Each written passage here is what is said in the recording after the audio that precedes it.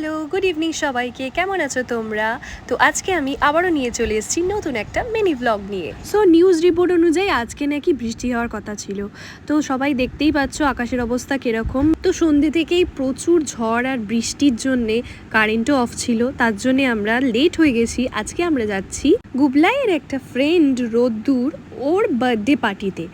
তো অনেকক্ষণ ধরে রেডি হয়ে ওয়েট করেছিলাম, বাট সন্ধ্যে থেকে খুব ঝড় বৃষ্টি এবং কারেন্ট চলে গেছিলো, তার জন্যে আমরা অনেকটাই লেট হয়ে গেছি, প্রায় 9টা বাজে যেতে।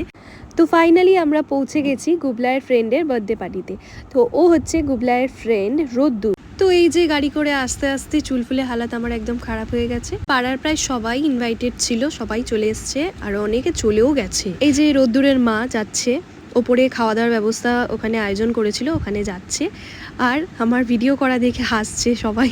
বাচ্চা পার্টিরা সবাই মিলে নাচানাচি করছে, মস্তি করছে।